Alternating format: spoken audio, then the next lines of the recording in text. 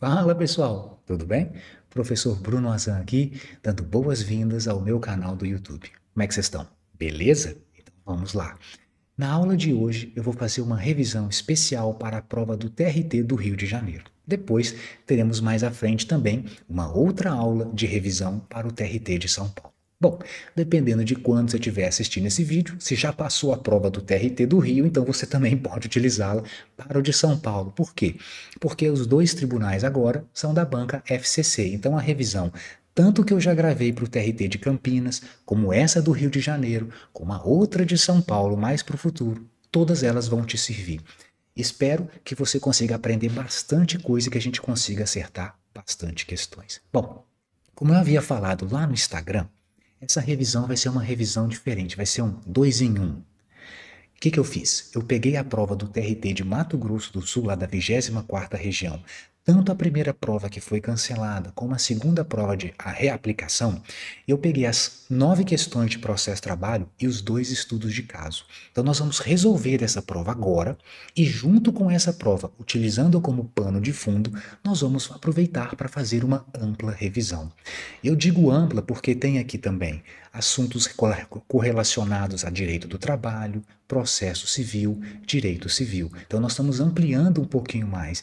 Eu inclusive peguei umas questões e uns assuntos um pouco mais chatos do dia a dia, porque eu estou imaginando que como agora os próximos TRTs são TRTs mais concorridos, pode ser que a FCC tente passar na gente uma rasteira, fazendo uma provinha bem difícil, igual foi aquela do TRT da 15ª região de Campinas, certinho? Bom, antes de começar então, só para avisá-los que eu deixei aqui na descrição do vídeo o link do nosso grupo do WhatsApp, que inclusive eu posto esses materiais lá para vocês. E também temos os 3 links específicos dos nossos cursos. Tem um link do nosso curso extensivo de Direito do Trabalho e Processo Trabalho, que a gente aborda todos os tópicos do edital. Tem um curso de revisão por questões da FCC, com mais de 200 questões aí destrinchadas para você aprender todos os principais pontos da matéria. E claro, um link especial com um desconto do nosso combo, caso você queira adquirir os 2 cursos, beleza? Então, sem mais delongas, vem comigo para a gente poder conhecer bem essa matéria. Vamos lá. Pronto. Bom, estamos aqui. Então, estou deixando esse material, vou passar aqui para você, a gente vai comentando. Eu já quis deixar de uma vez, em vez de escrever alguma coisa para não bagunçar, já deixei tudo que a gente precisa aqui, todos os artigos transcritos e destacados, tudo que eu vou utilizar está no material. Então, se você quiser, como eu disse, vê aí o link do nosso grupo de WhatsApp, que eu vou postar esses materiais lá para vocês, ok? Bom, a primeira questão que eu peguei aqui, e tá vendo, tá escrito original, tá vendo? Então foi a questão TRT, 24ª região, AJ, original. Então foi a prova que foi anulada. Tem 3 questões dessa prova aqui. A primeira aborda a reclamação plurima. Uma questão bem simples, tá? Nada muito difícil não, mas como, claro, eu vou utilizá-la como pano de fundo para a gente poder aprofundar. Vocês vão ver. Olha só, então vamos dar uma olhadinha nessa questão. Deixa eu baixar aqui um pouquinho para a gente pegar quase a questão toda. Um hotel localizado em Bonito dispensou sem justa causa em 2024 4 funcionários, Joana, Neide, Carlos e Rodrigo. Analisando o caso de cada um, João e Carlos não receberam, Joana e Carlos não receberam verba rescisória. Então esses dois aqui estão, deixa eu colocar aqui, sem verba rescisória. Beleza. Neide recebeu as verbas rescisórias, mas não as horas extras. Então a Neide é só hora extra o problema dela. Beleza? Rodrigo recebeu as verbas. Não tinha hora extra, mas não recebeu adicional noturno, apesar de ser vigia noturno. Então nós temos aqui um empregado com adicional noturno, um com horas extras e outros 2 com verbas rescisórias. Ok. Considerando os fatos, marque a correta. Aí agora ele vai pedir para a gente sobre reclamação plurima, né? Como já deu spoiler aqui para vocês, ok?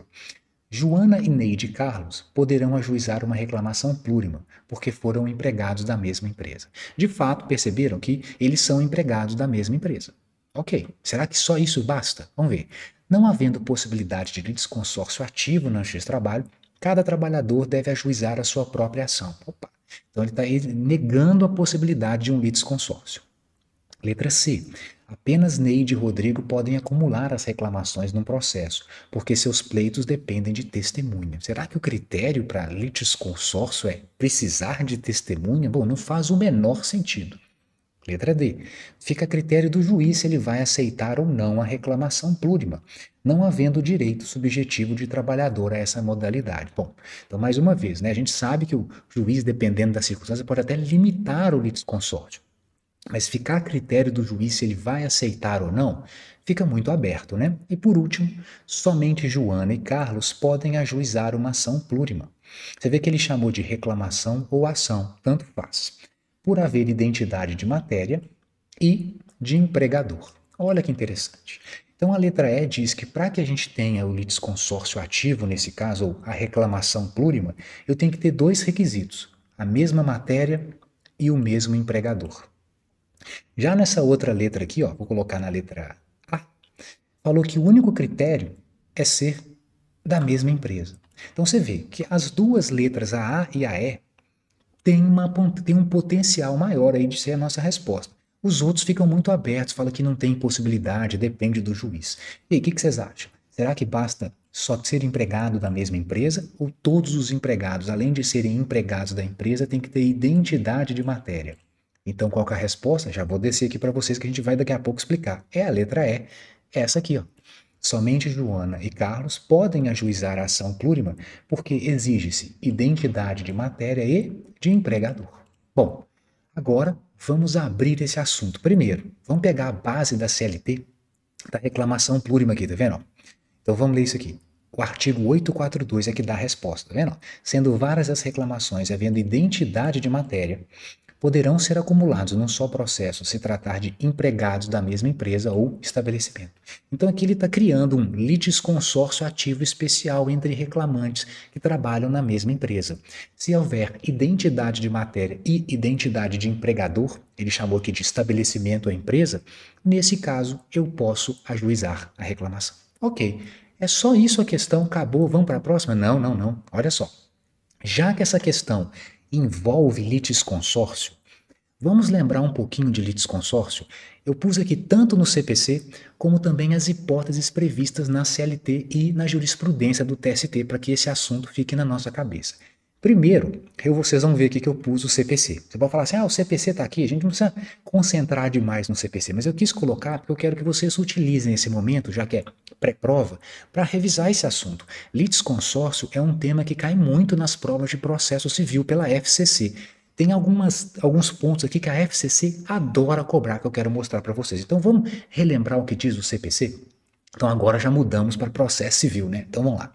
O 113 do CPC falou, duas ou mais pessoas podem litigar ativa ou passivamente. Aqui ele explica quando, né? Quando tiver comunhão de direitos, conexão ou afinidade. Esses incisos aqui não são muito comuns, mas aqui você já está aqui para ler, já deixei inclusive com um negrito aqui para facilitar as palavras estratégicas.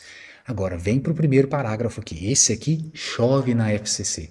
O juiz poderá limitar o litisconsórcio facultativo, hein? O necessário não, porque é necessário, facultativo, enquanto ao número de litigantes, seja na fase de conhecimento, na liquidação ou na execução, quando este número comprometer a rápida solução do litígio ou dificultar a defesa ou o cumprimento da sentença.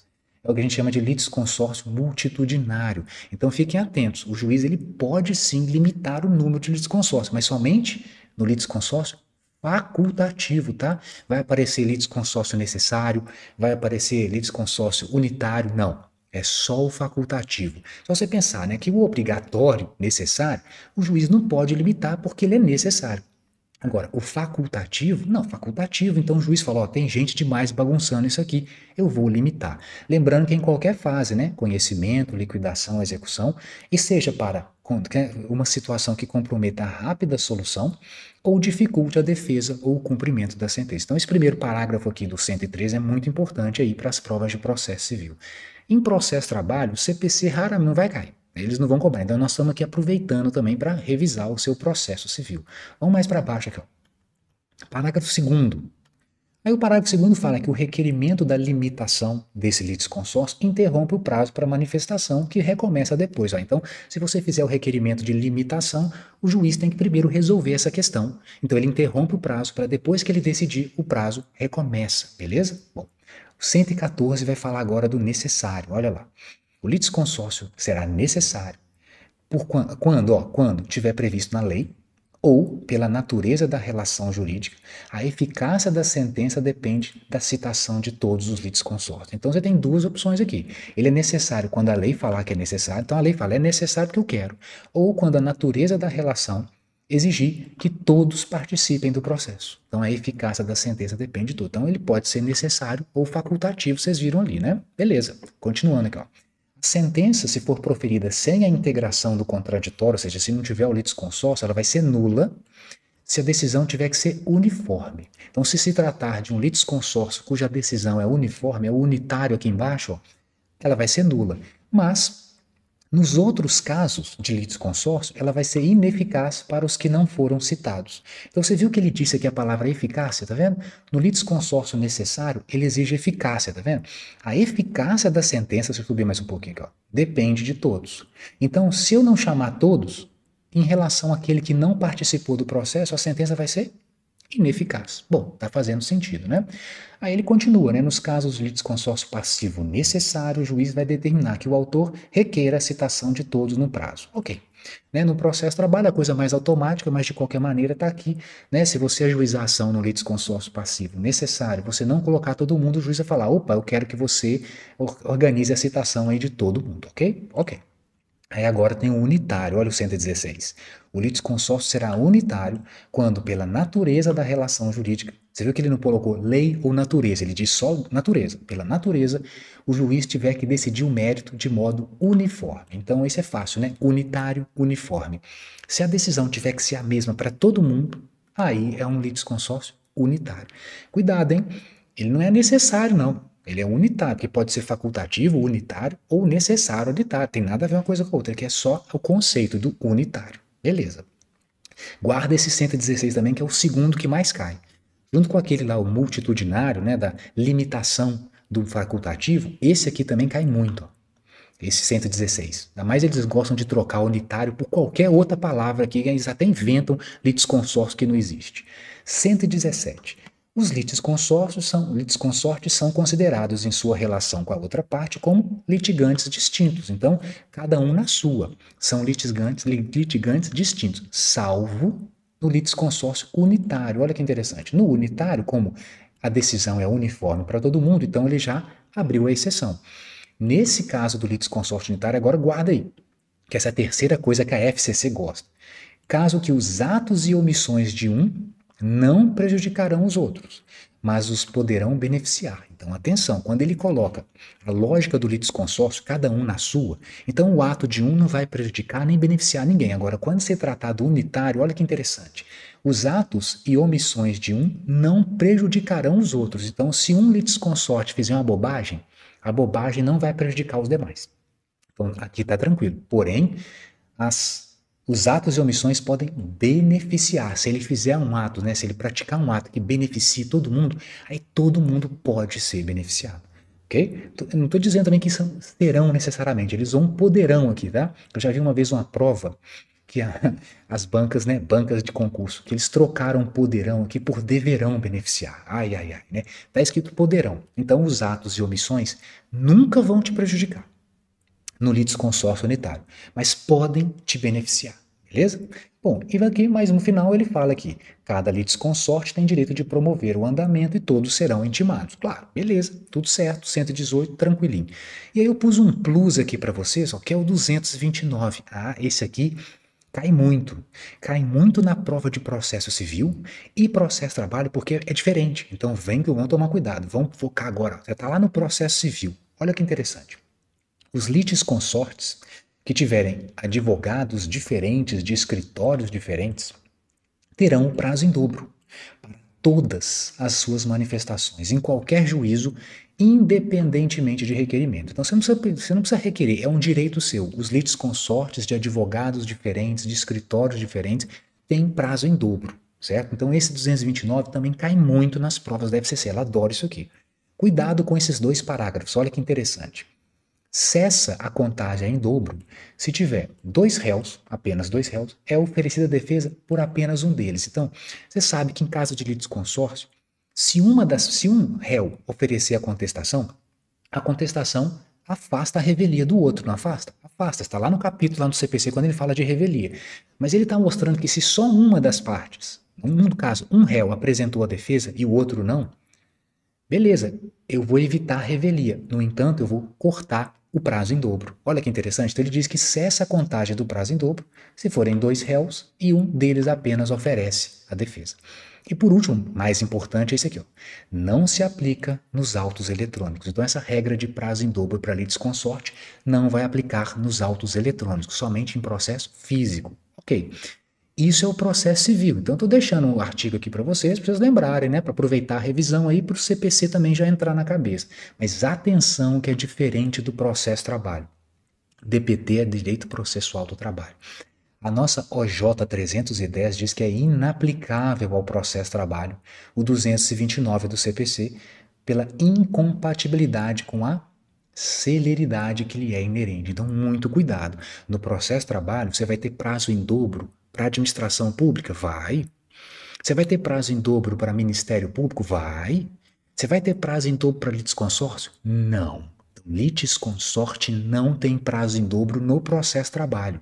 Tem no civil, mas não no trabalho. Então, ó, isso aqui, ó, cai bastante, tanto lá no CPC, na prova de processo civil, como a OJ na prova de processo trabalho, né? Então você sabe, a banca adora essas peculiaridades, porque ela sabe que você está estudando as duas disciplinas, processo civil e processo trabalho. Então, para ela colocar um para confundir com o outro, isso é fácil fazer. Então, fiquem atentos com esse detalhe. Beleza.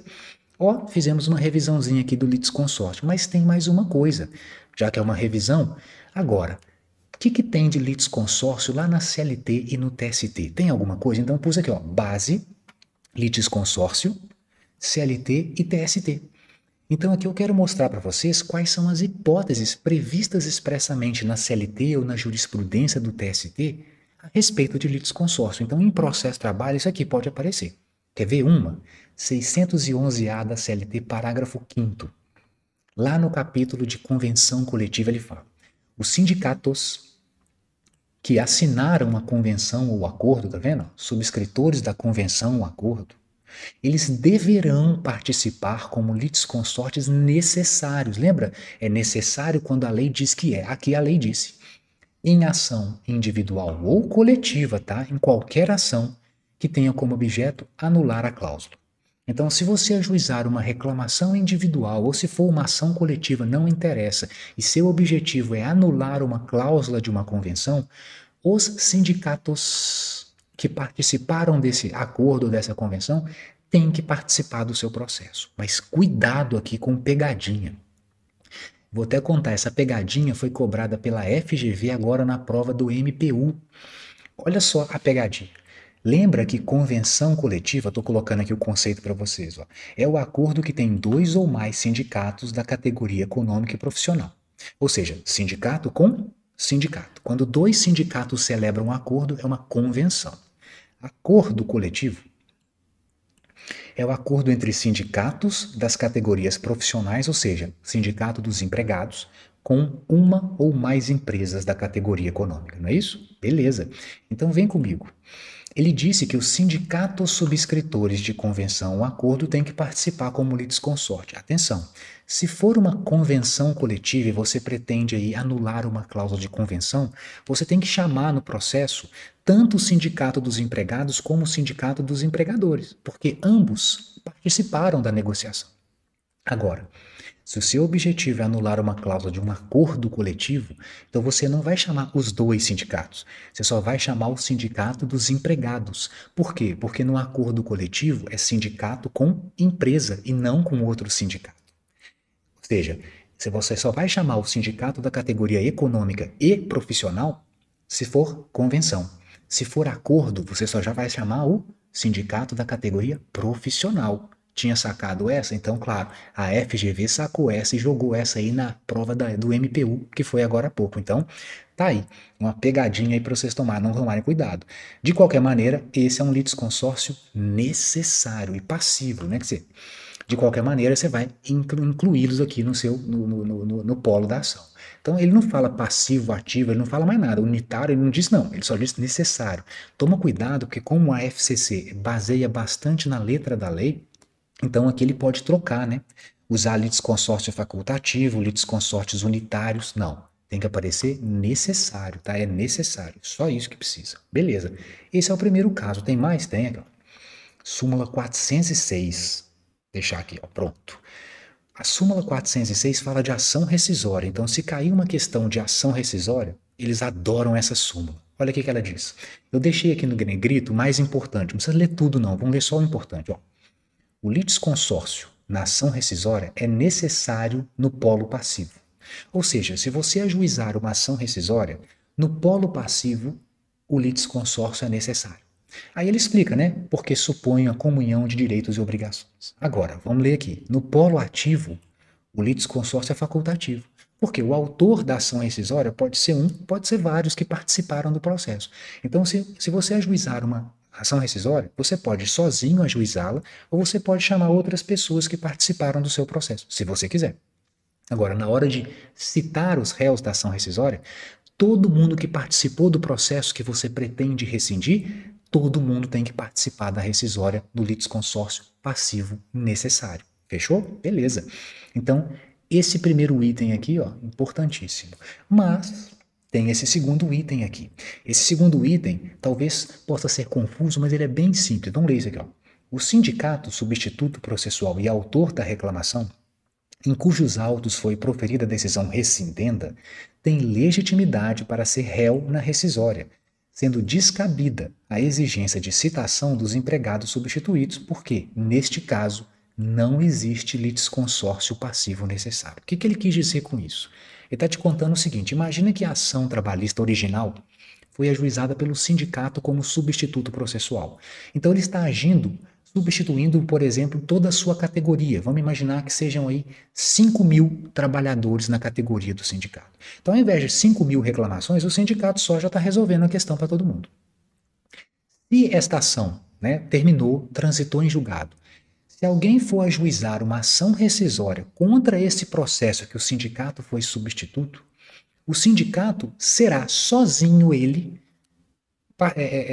será sozinho legítimo de participar nesse processo. Ou seja, se o sindicato foi autor da ação principal, o sindicato participará sozinho da ação rescisória que pretende desconstituir essa ação.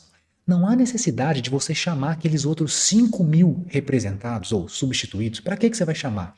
Toda a categoria. Se o sindicato ele pode ser substituto processual na ação principal, ele também poderá ser substituto processual na ação rescisória. Então não há que se citar. Inclusive, ele não fala que você não é obrigado, não. Ele fala que não cabe, olha, é descabida a citação dos empregados, dos substituídos. Por quê? Porque não tem litisconsórcio aqui. Imagina você citar 5.000, 10.000, você nem sabe quantos são os substituídos. Então o sindicato participará sozinho da ação rescisória do processo que ele era substituto processual. É isso que ele está falando. Então quando ele falar de sindicato, não há que se citar os substituídos. Aí neste caso não tem litisconsórcio passivo.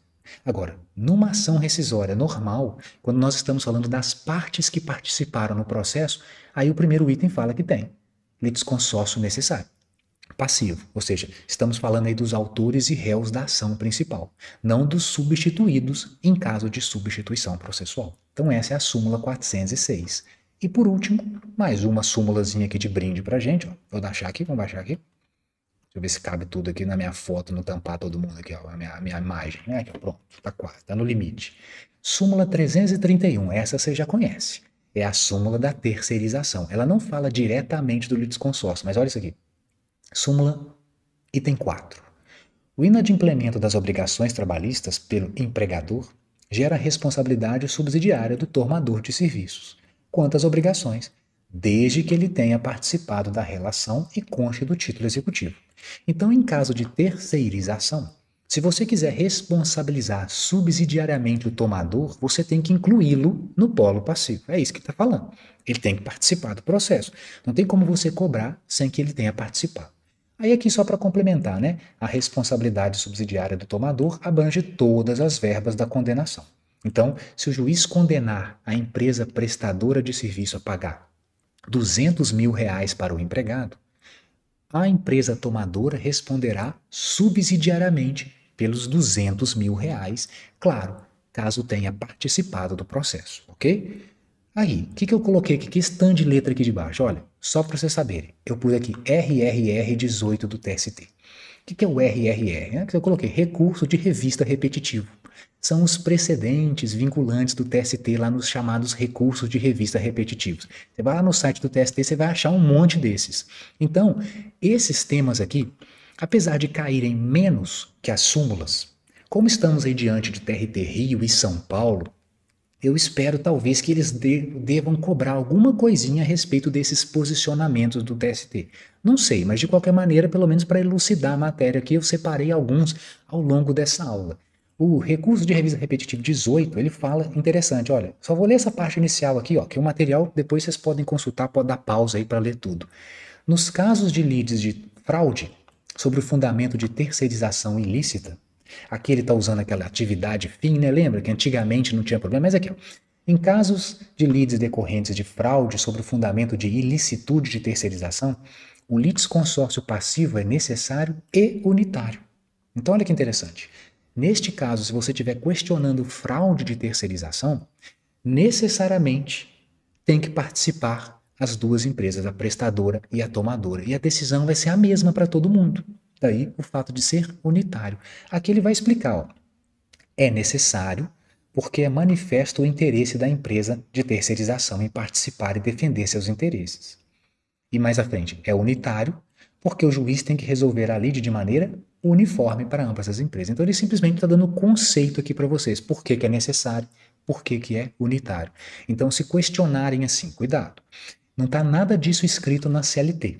Mas se ele for genérico, nos termos do posicionamento, ou nos termos da jurisprudência do TST, por exemplo, segundo o entendimento de recurso repetitivo do TST, aí ele pode te questionar qual que é esse tipo de litisconsórcio, necessário e unitário. Então vamos lembrar, na terceirização, se você estiver discutindo aí fraude na terceirização, litisconsórcio passivo, necessário e unitário.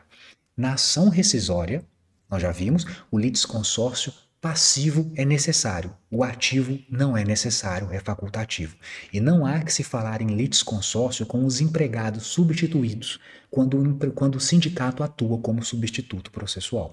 E temos também um litisconsórcio necessário, quando você pretende anular cláusula de acordo e convenção coletiva com a participação dos sindicatos que subscreveram o instrumento. Beleza? Pronto. Aí, ó, tem bastante assunto já só nessa questãozinha. Litisconsórcio para vocês por trás aí de uma questão sobre reclamação plurima. Beleza? Beleza, vamos lá. Aqui, ó. Vamos para 2. A segunda questão agora. Para a gente continuar a nossa revisão aqui, a segunda questão vai tratar sobre litigância de má-fé. Também eu peguei essa questão lá do TRT, da prova original do TRT, tá bom? Ó, em uma reclamação trabalhista, que tramita na 18ª Vara de Corumbá, o juiz percebeu que o réu e sua testemunha mentiram, alterando de forma deliberada a verdade dos fatos. Em relação à eventual multa, considerando os fatos, marca correta. Letra A. Vamos baixar todas aqui para a gente conseguir ler todas. O juiz pode condenar o litigante de má-fé e sua testemunha a pagar multa, desde que tenha requerimento expresso. Opa, tem que pedir ou pode ser de ofício? Letra B. A multa, se aplicada à parte e à testemunha, deverá ser de 20% do valor da causa e será executada em autos apartados. Então aqui ele está colocando tanto o percentual, 20, como o fato da execução ser separada em autos apartados. Beleza. O juízo, de ofício ou a requerimento, que agora ele pôs, ó, de ofício ou requerimento, condenará o litigante e sua testemunha a pagar multa, que deve ser superior a 1 e inferior a 10% do valor corrigido à causa. Interessante. Então aqui ele fala que de ofício ou requerimento, ele pode condenar tanto a parte como a testemunha de 1 a 10% da causa. Interessante. A letra D diz que o juiz tem que optar entre aplicar a multa à parte ou à testemunha, é um ou é outro, pois não há previsão de condenar ambos. Será que não tem? Olha que interessante, se essa questão fosse lá do CPC, de fato, se você pegar o capítulo do CPC que ele fala sobre litigância de má-fé, o CPC não fala nada sobre isso. Não há previsão de condenação de testemunha. Ele fala da litigância de má-fé, fala da multa, belezinha, mas ele não fala da testemunha. Letra E. O juízo, de ofício ou a requerimento, vai condenar o litigante e sua testemunha a pagar uma multa de 5 a 15% do valor corrigido. Interessante, né? 5 a 15% é o valor dos nossos honorários. Será que coincide honorários advocatícios com a multa? E aí, o que vocês acham? Tempo aí para responder, se quiser dar o pause, mas de qualquer maneira já vou dar o spoiler aqui para vocês, que a resposta certa é a letra C. Tá aqui, ó. E aqui vem os pontos que você precisa saber sobre o tema de litigância. E digo mais, isso aqui pode cair tanto na prova de processo trabalho como na prova de processo civil, como já caiu, porque o capítulo sobre a litigância de má-fé é praticamente o mesmo. Tem uma diferençazinha, tirando, claro, o fato de no processo trabalho ele mencionar a testemunha. Vamos dar uma analisada nisso? Então tá aqui, ó. Vamos dar por que essa aqui tá certa? Vamos ver o que diz a CLT. Aqui, ó. Base CLT. Eu pus todos os artigos aqui para vocês sobre o tema. Começa no 793A. Responde por perdas e danos aquele que litigar de má-fé, seja reclamante, reclamado ou interveniente.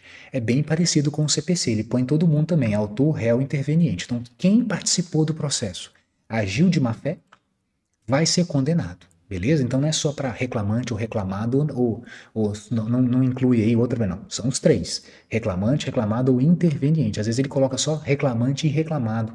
Ele tira esse aqui, ó. Não. Todo mundo que participou do processo. Beleza. Aí aqui ele vai falar o que é litigante de má-fé.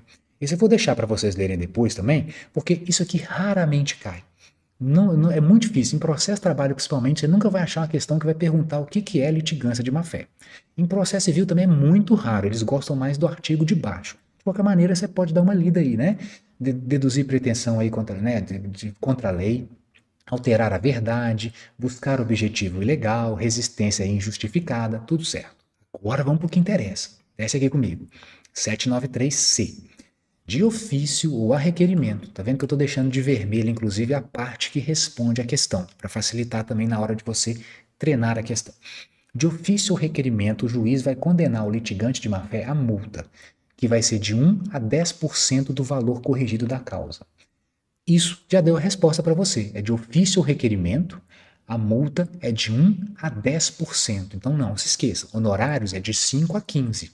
Essa multa é de 1 a 10, ok? Do valor corrigido da causa. Mas não se esqueça que além da multa, o juiz também vai determinar aqui, ó, o pagamento de indenização pelos prejuízos, também arcar com os honorários e todas as despesas. Então eu posso falar que são 4 coisas aqui, né? Aqui, ó, eu deixei grifado. É a multa, é a indenização da parte contrária pelos prejuízos, se for o caso, arcar com os honorários e as despesas que efetuou. Ok? Então tá aqui, também igualzinho o CPC, igualzinho. Aí, vamos puxar aqui para baixo. Parágrafos.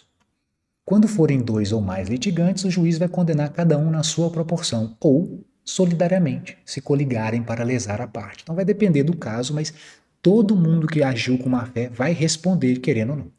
Parágrafo 2º. Olha esse aqui. Está na CLT, tá?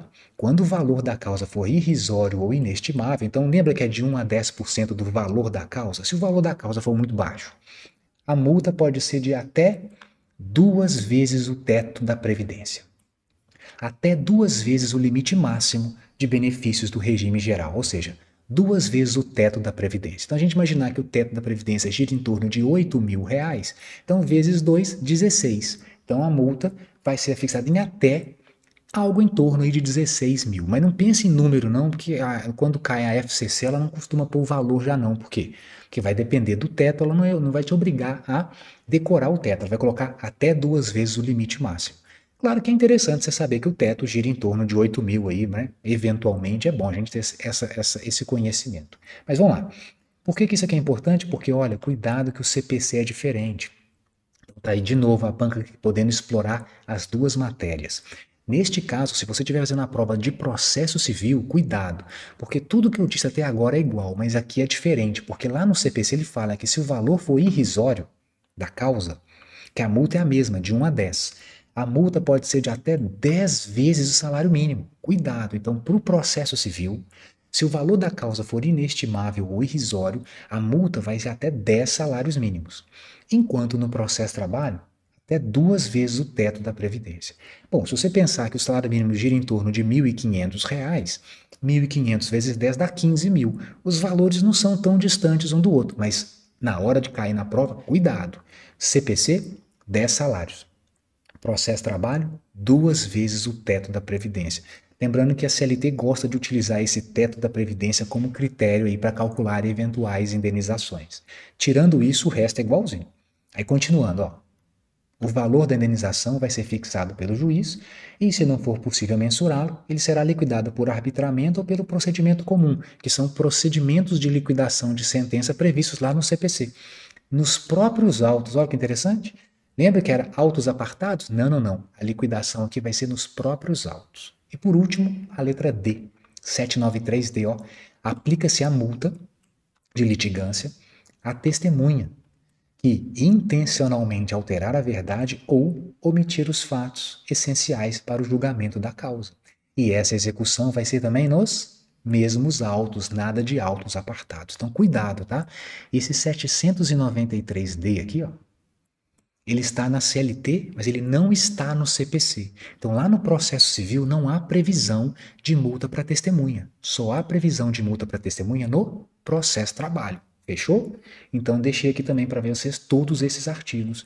Com isso, já explica a nossa resposta. Testemunha pode sim ser multada por litigância de má-fé no processo trabalho. Fechou? Beleza? Bora mais uma? Desce aqui. 3. Ação rescisória. Essa é a última da prova original, tá vendo? Original. Então vamos dar uma olhada nessa aqui. Também é uma questão bem simples, mas claro que, como é uma revisão, eu vou dar uma complicadinha aqui no assunto, mas para que vocês conheçam de uma vez por todas sobre esse assunto. Vamos lá. Uma sociedade empresária em Miranda quer ajuizar uma rescisória de uma decisão transitada, por entender que ela se enquadra em uma das hipóteses da lei. Sobre a ação rescisória, de acordo com a CLT, marque a certa. Letra A. Então, sobre rescisória, queremos a correta. Deixa eu baixar aqui um pouquinho só para dar... Tô olhando aqui, pronto. Deve ser proposta em até 5 anos do trânsito em julgado e não tem que pagar depósito prévio. Ah, então o prazo é de 5 e não tem que pagar nada? Beleza. Está sujeita a depósito de 20% do valor da causa, salvo prova de miserabilidade na ação rescisória. Ou seja, justiça gratuita na ação rescisória. Mas ele disse 20%. Ixi. A ação rescisória não se presta para atacar acordo homologado no bojo de uma reclamação trabalhista. Bom, você vê que a letra C não tem nada a ver com o caso aqui, né? Mas de qualquer maneira ele está simplesmente falando, ó, se você tiver um acordo homologado pelo juiz, não cabe rescisória. Não cabe. Ué, será que não cabe? Não. Bom, letra D. Não se sujeita a custas ou preparo, mas tem que ser ajuizado em até 2 anos do trânsito em julgado. Então você não tem que pagar nada, mas o prazo é de 2 anos. Opa! Será? O preparo é de 10% do valor da causa, salvo prova de miserabilidade. E aí? Tem ou não tem preparo? E qual que é o prazo? Então você vê que essa questão aqui gira em torno, basicamente, do prazo da rescisória e o fato de ter ou não ter que pagar depósito prévio. Ele jogou de brinde aqui na letra C a questão do acordo homologado. Então vamos destrinchar. Mas você já sabe a resposta? O que você acha? Bom, a resposta está aqui, ó, letra B, de Bruno. Por que letra B? Porque no processo de trabalho nós temos um depósito de 20%. É diferente do processo civil. Ai, ai, ai, de novo o CPC aí. Cuidado. E se a pessoa tiver justiça gratuita, né, no caso, se ela pedir justiça gratuita, aí ela não paga. Você vê que interessante, né? Salvo prova de miserabilidade. É porque está assim na CLT, do autor da ação rescisória. Então, se você fizer o requerimento de justiça gratuita, você não paga o depósito prévio. Mas se ele não te der justiça gratuita, você paga o depósito prévio. Vamos ver se é a letra B mesmo? Ah, letra B. Então tá aqui. Agora, por que a letra B? Vamos dar uma olhada? Vamos lá revisar esse assunto. Desce aqui comigo. Primeiro, vamos pegar a base aqui da CLT para o depósito. Leia o 836 da CLT, ele diz lá: é vedado a X-Trabalho conhecer de questões já decididas, salvo, aqui, ó, ação rescisória, que será admitida na forma do CPC, eu pus aqui para ficar mais fácil, né? Sujeita a depósito prévio de 20% do valor da causa, salvo prova de miserabilidade jurídica. Acabou. Está resolvida a sua questão. É só esse trechinho que ele queria, tá vendo? 20%, salvo prova de miserabilidade. Então, fizer o requerimento, se tiver isenção, não paga. Se não tiver isenção, vai pagar. Então, é isso que ele está falando. Beleza?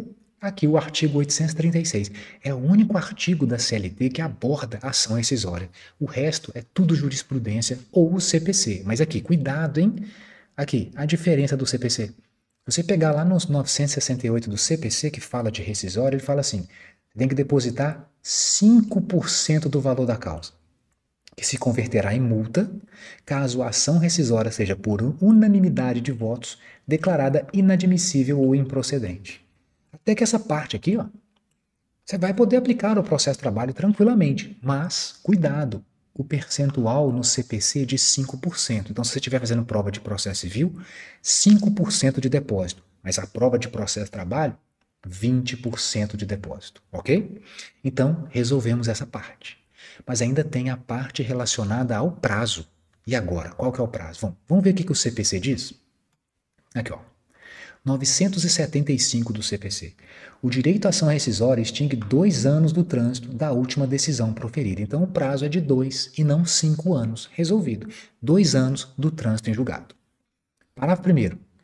Prorroga-se até o primeiro dia útil, se ele expirar durante férias, recesso, feriado ou dia que não tiver expediente. Então, o que ele está contando aqui para a gente, que apesar de ser um prazo decadencial, tecnicamente isso não aconteceria, não se prorrogaria, mas ele está falando que nesse caso prorroga. Então, se o seu prazo final para ajuizar a ação rescisória caiu num sábado, num domingo ou no feriado, você terá até o primeiro dia útil seguinte para ajuizar, beleza? Aí, é o que ele está contando para a gente. Tem mais? Tem mais. Olha o que ele vai falar agora. Parágrafo 2º. Vamos começar aqui no parágrafo. Primeiro, se a ação rescisória for fundada no inciso 7º do artigo 966, eu transcrevi aqui para vocês, ó. Obtiver o autor, posteriormente ao trânsito em julgado, prova nova, cuja existência ignorava e que não podia fazer uso, capaz de lhe assegurar pronunciamento favorável. O prazo inicial será a data da descoberta da prova, observado o prazo máximo de 5 anos do trânsito em julgado. Então, olha que interessante esse artigo. O prazo oficial da rescisória são 2 anos do trânsito em julgado. Mas quando você estiver discutindo a ação rescisória usando como base a prova nova, você adquiriu um documento novo capaz de assegurar a sua vitória. Pensa, e se já tivesse passado 2 anos? Ixi, perdi o prazo? Não, aqui ele está falando que o prazo para você ajuizar a ação rescisória começa do dia que você descobriu o documento, que você teve acesso ao documento. Então, no dia que você descobriu a prova, começa o seu prazo. Porém, ele quis garantir um prazo máximo de 5 anos do trânsito em julgado. Então, por exemplo, o processo transitou em julgado há 3 anos. Se você descobriu a prova depois de 3 anos, você tem 4, 5, você tem 2 anos tranquilos para você poder ajuizar. Agora, se já se passaram 4 anos do trânsito e você descobriu a prova nova, você só tem 1 ano para poder ajuizar. Porém, caso você só consiga ter acesso a essa prova, sei lá, 6 anos depois do trânsito, aí já não dá mais para ajuizar. Então ele criou esse limite máximo de 5 anos, mas o prazo já não é mais do trânsito em julgado. Os 2 anos serão contados da data que você descobriu a prova nova. Fechou? Esse é o parágrafo 2º. É claro, como estamos fazendo a nossa revisão completa, eu quis puxar aqui uma súmula do TST, porque olha, isso que está escrito no CPC serve para o processo de trabalho tranquilamente, tá? Esse prazo é o mesmo, tudo igual. Mas o TST tem uma súmula que eu vou baixar aqui para vocês, ó, que fala sobre prova nova. O que é prova nova? Salvo o menor juízo, é tanto TRT, mas eu acho que essa aqui, ó, caiu inclusive no TRT de Sergipe. Ele perguntou sobre a lógica da prova nova. Toda hora cai essa súmula, porque prova nova é algo que a gente às vezes vai pensar, tá, é um documento novo, né? Não, olha só que legal. Súmula 402. O que é a tal dessa prova nova que ele menciona aqui? Ó? Para efeito de rescisória, a prova nova, olha lá, é a cronologicamente velha. Então, prova nova é prova velha. Ah, mas então não é nova, não. Então, a prova nova é a prova velha, mas que já existia. Olha só, por que ela é velha? Porque ela já existia na data do trânsito em julgado. No entanto, você não tinha acesso a ela. Por quê? Porque você a ignorava, não sabia que ela existia, ou era impossível utilizá-la na época. Então, prova nova é a prova antiga, ou seja, é um documento anterior ao trânsito em julgado, mas que você ignorava ou não tinha acesso, não tinha como utilizar. Isso é que é prova nova, tá bom? Cuidado. Agora, ele vai continuar no item 2 explicar para a gente aqui a respeito de sentença normativa, lembra que é aquela decisão do dissídio coletivo? Ele vai falar para a gente que não é prova nova. Olha que interessante. A sentença normativa que foi proferida ou transitada depois da sentença rescindenda. Claro, veja, essa letra A faz o sentido, porque ele acabou de explicar no item 1 que prova nova é a prova anterior ao trânsito em julgado. Então, se a sentença normativa transitar depois, ela não é prova nova. A letra A faz sentido, mas a letra B é que é diferente. Olha, sentença normativa pré-existente à sentença rescindenda, ou seja, sentença normativa anterior, então tecnicamente ela é prova nova, não é? Mas olha o que ele diz. Mesmo que ela existisse antes, se você não exibiu no processo por sua própria negligência, quando você podia e deveria ter juntado, ela não vai ser considerada prova nova. Ou seja, se você tinha acesso a ela antes da decisão ter transitado, então ela é considerada prova nova, porque lembra, prova nova é a prova antiga, a prova velha. No entanto, se você tinha acesso a essa sentença, só que você deixou de utilizá-la no processo por sua negligência, se você foi negligente e não juntou, não pode mais questioná-la. Então você não poderá utilizar essa sentença normativa, que seria tecnicamente prova nova, para fins da súmula, por quê? Por conta da sua negligência. Então a sentença normativa que foi feita depois e a sentença normativa que foi feita antes, mas que você não usou por sua negligência, não entrarão como prova nova e você não poderá utilizá-las para fundamentar a sua ação rescisória. Fechou? Então está aqui a súmula 402 de brinde, debaixo do parágrafo 2º do artigo 97. Qual que é o artigo mesmo do CPC aqui?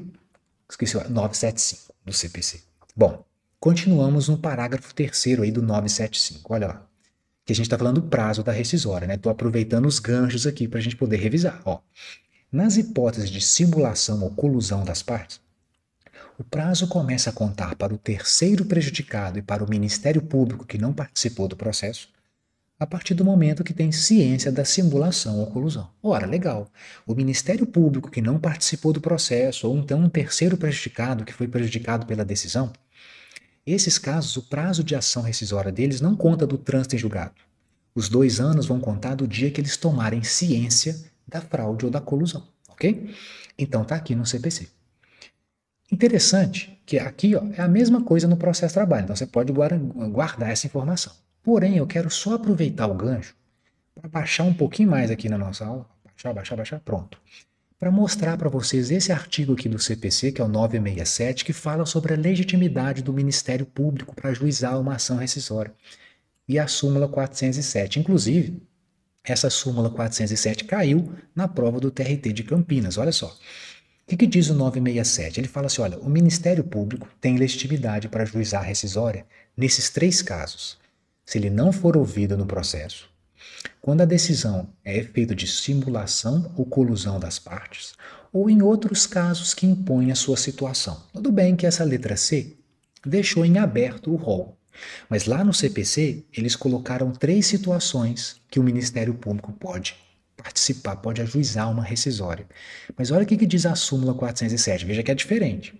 A legitimidade do Ministério Público para propor rescisória, ainda que não tenha sido parte, não está limitada às alíneas ABC do CPC, uma vez que traduzem hipóteses meramente exemplificativas. Então, pelo entendimento do TST, o Ministério Público ele poderá ajuizar rescisória em qualquer caso, porque essas hipóteses mencionadas pelo CPC são meramente exemplificativas. Então nós temos aqui, se a prova, se você estiver fazendo a prova de processo civil, ele perguntar nos termos do CPC, cuidado, Ele restringe a atuação do Ministério Público do Trabalho. Agora, se for a prova de processo, ele perguntar sobre o entendimento do TST a respeito da atuação do Ministério Público do Trabalho, está aqui a sua resposta. São hipóteses meramente exemplificativas, então o Ministério Público não fica limitado apenas àqueles casos, ok? Pronto. Aqui nós fechamos o CPC. Só que, quando a gente fala de prazo de ação rescisória, infelizmente, não basta só o que está no CPC. Porque existe no processo de trabalho uma súmula. Essa súmula é a súmula 100 do TST. Eu não sei se você já teve o prazer ou o desprazer de dar uma lida nessa súmula, mas é uma súmula gigante, é uma súmula densa, em que vai tratar inúmeros aspectos relacionados direta ou indiretamente ao prazo da rescisória. Então eu trouxe a súmula inteira aqui para vocês, porque agora, de uma vez por todas, nós vamos interpretar todos esses itens para a gente poder entender o que ele está falando. Muitos aqui são repetidos, então vamos dar uma olhada no que tem de interessante. Para que você não caia nas pegadinhas, porque quando isso aqui cai, quando cai a súmula 100, nossa, a maioria acaba caindo. Porque é muita informação, né? Além de tudo que você já tem que estudar. Veja só, o prazo de decadência, então, prazo de rescisória e decadencial, conta-se do dia imediatamente subsequente ao trânsito da última decisão, seja de mérito ou não. Isso aqui pega muita gente. Por quê? Porque quando você lê de mérito ou não, você pensa, poxa, mas a ação rescisória só pode ser ajuizada se for uma decisão de mérito. Então essa frase está errada, você vai pôr um F lá de todo tamanho, um E de errada. Não. Sabe por quê? Porque veja comigo, para você ajuizar uma rescisória, realmente, você precisa de uma decisão de mérito. Via de regra, tudo certo. Mas nós estamos falando de data para contagem do trânsito em julgado. E vem comigo, o trânsito em julgado, ele é considerado da última decisão que foi proferida no processo. Qualquer que seja a decisão, é a última de todas. Pode ser uma decisão de mérito, ou pode ser uma decisão que não julga o mérito. Por exemplo, uma decisão que não admite um recurso. Ela não é de mérito, mas ainda assim foi a última decisão do processo. Então, a única coisa que ele está falando para vocês é que para você contar o trânsito em julgado, você tem que considerar a última decisão de todas, seja de mérito ou não. Isso é para contagem, não é para poder cabimento da rescisória, ok? Beleza. 2. Isso aqui é um entendimento do TST específico, olha que legal. Havendo um recurso parcial, o trânsito em julgado se dará em momentos diferentes, contando-se o prazo do trânsito de cada decisão. Então, para aqui. Então, olha que interessante. Então, você tem uma sentença. Aí, imagina que a parte recorreu só de um pedaço da sentença. Então, a parte que a pessoa recorreu subiu. A parte que não recorreu não subiu. Então, você tem um processo que transitou em julgado embaixo e tem um processo analisado pelo tribunal. E aí o tribunal decidiu e transitou lá em cima. Então, você pode ter momentos diferentes de trânsito em julgado. E aí você vai contar o prazo separado. O processo que transitou em julgado na primeira instância já transitou. O prazo de 2 anos começa a contar daqui. Já o outro aqui de cima, recurso aqui em cima, é outro caso. E aí depois que a parte de cima transitar em julgado, você conta o prazo ali. Então você vai ter 2 ações rescisórias diferentes, porque você tem trânsito em julgado em momentos distintos, percebeu? Agora tem um salvo aqui, ó. Salvo se o recurso tratar de preliminar ou prejudicial que possa tornar insubsistente a decisão. Hipótese em que flui a decadência a partir do trânsito da decisão que julgar o recurso. Então aqui que ele está falando o seguinte, mesmo que tenha esse trânsito julgado separado, se o seu recurso aqui em cima tratar de assunto que possa influenciar a decisão aqui embaixo, ele disse, que possa prejudicar ou torná-la insubsistente, a decisão aqui de baixo, né? Porque você está... Então, nesse caso, o seu prazo vai contar só da última decisão mesmo, ou seja, da decisão do recurso, percebeu? Então, se o seu recurso não tocar na questão de nenhuma forma que transitou aqui embaixo, beleza. Mas se o seu recurso pode tornar a decisão insubsistente, então ele vai acabar afetando a primeira decisão. Então, se o seu recurso pode afetar a primeira decisão, você ignora essa decisão e você conta o prazo só da última, percebeu? É isso que ele está contando pra gente. Beleza, vamos pro 3 agora. Opa! 3. Vão lendo comigo aqui, porque tem muita informação aqui, eu vou lendo uma por uma. Salvo se houver dúvida razoável, então se tiver dúvida, tudo bem. Recorrer de forma intempestiva ou apresentar um recurso incabível não protrai o termo inicial do prazo decadencial. Não protrai. E aí? Essa já às vezes protrai, não protrai. O que está contando para a gente é que se você apresentar um recurso definitivo, você não vai postergar, você não vai prorrogar o prazo. Não prorroga. Então é como se estivesse dando um recado. Olha, recurso intempestivo incabível eu vou ignorar. Você não vai mudar a data do trânsito em julgado. É isso que ele está mostrando para a gente. Então, ele não muda o termo inicial. Ele não prorroga o termo inicial do prazo. Então, recurso intempestivo ou incabível não afeta o prazo do trânsito. Ou, no caso, né, o termo inicial do prazo para você ajuizar a ação rescisória, salvo se tiver dúvida. Se for aquele caso que, nossa, esse recurso era tão incabível, essa intempestividade é questionável. Se for um caso que gere dúvida, tudo bem, mas se não tiver dúvida, for um erro grosseiro, não protrai, ok? Item 4. Ó, esse item 4, até puxei outra súmula aqui de brinde. Ó. Item 4. O juízo rescindente não está adstrito à certidão do trânsito em julgado juntada com a ação rescisória, podendo formar sua convicção por outros elementos, quanto à antecipação ou postergação do desacordo do prazo decadencial. Pensa lá. Quando você ajuiza uma rescisória, você tem que provar o trânsito em julgado. Aí você juntou um documento demonstrando que o processo transitou em julgado no dia 15 do mês. Isso significa, então, vamos imaginar que o seu prazo de ação rescisória vai vencer, portanto, no dia 15, depois de 2 anos, por exemplo. Aí você ajuiza no último dia, que era no tal do dia 15, no último dia que você tinha.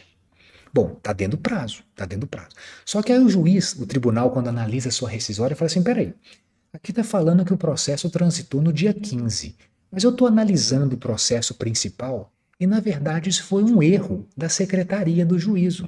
Na verdade, esse processo transitou em julgado no dia 14. Nesse caso, portanto, considerando como certo o dia 14, você perdeu o prazo da sua ação rescisória. Então, ele está mostrando para você que o tribunal pode analisar se o documento que você juntou para provar o trânsito em julgado está correto ou não. É isso que ele está mostrando. Aí você pode se perguntar assim, pera lá, então quer dizer, Bruno, que eu tenho que juntar o documento? Tem, olha só, é a súmula 299 que eu pus aqui do lado de brinde, ó, para você não esquecer. Então vamos descer essa aqui, ó. Vamos colocar essa súmula. Olha o que ela diz. É indispensável a prova do trânsito em julgado. Verificando o relator que você não juntou o documento que prova o trânsito, ele vai te dar 15 dias para fazer, sob pena de indeferimento. E olha que interessante, comprovação do trânsito é um pressuposto processual indispensável. Se você acontecer um trânsito em julgado depois que você ajuizou, ele não reabilita a ação, na medida em que o ordenamento não contempla ação rescisória preventiva. Então significa dizer que se o processo transitou em julgado no dia 16, mas você ajuizou a ação rescisória no dia 15, um dia antes do trânsito em julgado, mesmo que depois o processo tenha transitado, a sua rescisória não vai ser admitida. Por quê? Porque você só pode ajuizar a rescisória depois do trânsito em julgado. Ok? E ele está te contando que se você não juntar o documento, você terá 15 dias. Isso aqui é interessante, olha, guarda esse item 2, sabe por quê? Porque aqui a gente está falando de ação rescisória. Então, se você esqueceu de juntar um documento na ação rescisória, o tribunal vai te dar 15 dias para você juntar, sob pena de indefeito. Então, você vai poder fazer a emenda da inicial, você pode juntar o documento. Mas guarda isso, porque se ele perguntar sobre mandado de segurança, aí é diferente.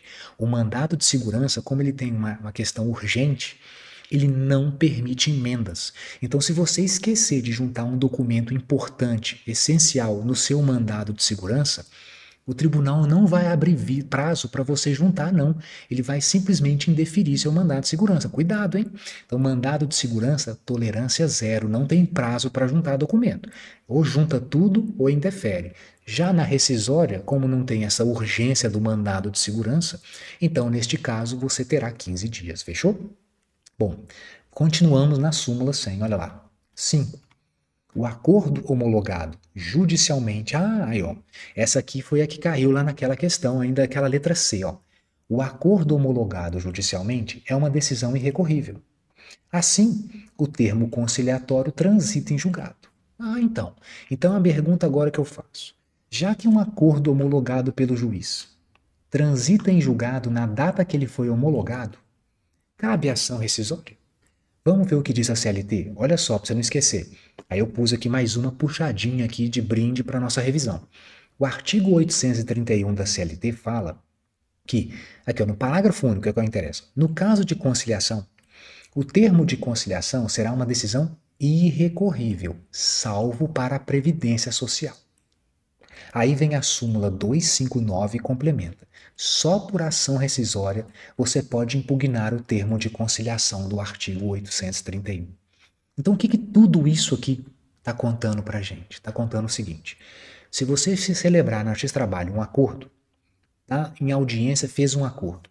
Esse acordo ele é irrecorrível para as partes. As partes que celebraram o acordo, ele é irrecorrível. Irrecorrível, não é? Significa dizer que, como ele é irrecorrível, a única maneira que eu tenho de questioná-lo é via ação rescisória. Então, para as partes, a única forma é por ação rescisória, é o que diz a súmula, né? Agora, não se esqueça que para o INSS cabe recurso. Então, a União poderá recorrer aqui sem problema. Na parte previdenciária, então cabe recurso ordinário. Então, um acordo homologado, cabe recurso contra a parcela pela União em relação ao recolhimento previdenciário. Mas não cabe recurso contra acordo pela parte. A única coisa que a parte pode fazer é ação rescisória, ok? É isso que ele está contando aqui pra gente. Então, aproveitando aqui no item 5, já chegamos na súmula e já percebemos lá que aquela letra C da questão estava errada. Vamos mais um, tem mais itens aí, ó. Item 6, 7. Vamos no 6 primeiro aqui para não bagunçar. Vamos lá, 6. Na hipótese de colusão das partes, o prazo da rescisória começa a fluir para o Ministério Público que não participou do processo no momento que tem ciência da fraude. Ó, é igualzinho que está no CPC. Legal, né? Só que essa súmula aqui é bem anterior à mudança do CPC, então esse aqui apareceu primeiro. Mas de qualquer forma, esse item aqui 5 é a mesma coisa do CPC. A diferença é que o CPC coloca também o terceiro interessado. Aqui a súmula fala só do Ministério Público. E o CPC põe terceiro interessado. Mas o terceiro interessado pode entrar também. Não tem nenhuma regra de não aplicação disso aqui no processo de trabalho. Só que nossa regra está limitadinha aqui, né? Vamos lá. 6, 7. Baixei o 7 aqui, ó. Não ofende o princípio do duplo grau de jurisdição a decisão do TST que, após afastar a decadência, aprecia desde logo a lide, se a causa versar sobre matéria exclusivamente de direito e estiver em condições de julgamento. Esse item 7 aqui não é nada demais, mas às vezes quando ele cai numa questão de prova, assim, de nada, nada, às vezes te confunde. Ele só está querendo mostrar para você algo que já está lá no CPC, lá no 1013 do CPC. Deixa eu só explicar antes aqui. Imagina o seguinte, eu ajuizei uma rescisória. Então olha para mim, não fica lendo. Eu sempre deixo só a tela aqui, ó, para que você possa ler toda hora, para não ficar indo e voltando, pra você ficar tendo que dar pause toda hora no vídeo. Mas foca aqui no quadradinho, ó. Aqui, ó, tá vendo o quadradinho? Vamos lá. Pensa comigo. Eu ajuizei uma rescisória, ok? Ajuizei. Só que eu perdi porque o juiz achou que a rescisória estava fora do prazo. Então ele deu a decadência. Perdi a rescisória. Só que eu recorri. Aí eu recuo. Cheguei no tribunal, o tribunal fala assim, Bruno, você está certo. O tribunal achou que o seu prazo de decadência tinha matado. Não, mas você está no prazo. Então eu vou julgar a sua rescisória. Agora eu te pergunto, já que o tribunal que julgou a minha rescisória considerou que a minha ação tinha perdido o prazo, decadência. Ele não julgou. Eu recorri. O Tribunal Superior agora vai julgar. Ele tem que devolver a matéria para o tribunal de origem para que ela possa julgar o mérito da rescisória, ou o próprio tribunal lá em cima já pode julgar. O que a gente chama lá da causa madura. Isso está lá no CPC. Pode. Aqui ele está falando o seguinte, se o tribunal, né, e por que ele disse TST? Você pode se perguntar, porque a rescisória começa no TRT. Quem vai declarar a decadência é o TRT, aí você vai recorrer para o TST. Aí o TST afastou a decadência. Se o TST afastar a decadência, ele não precisa devolver o processo. Ele pode julgar de uma vez. Agora, veja, desde que seja uma matéria de direito e esteja em condições de julgamento. Então tem isso aqui, ó, esse finalzinho aqui. Se tiver matéria de fato, por exemplo, ou se exigir produção de prova, tem que devolver, porque eu tenho que produzir a prova.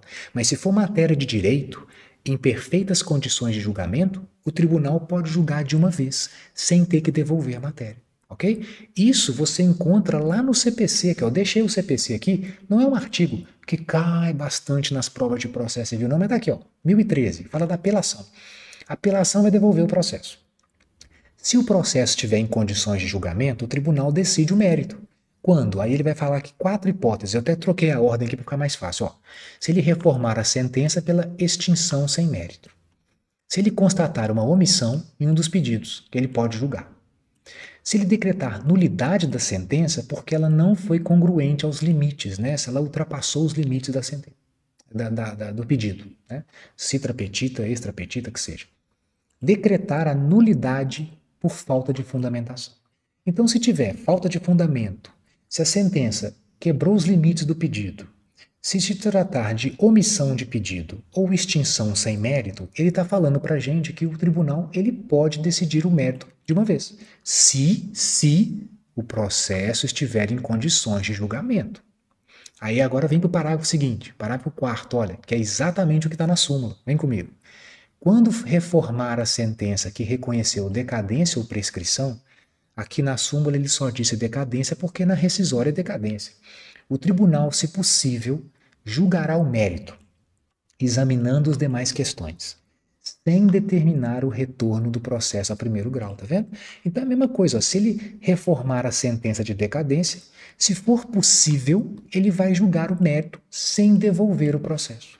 Isso aqui é para apelação, lá no CPC. Mesma regra que ele trouxe aqui para o entendimento na súmula 100, ação rescisória. Beleza? Tá aí. É isso que quer dizer. Bora que tem mais. Ó. Tá quase. São 10 itens essa súmula, né? Meu Deus.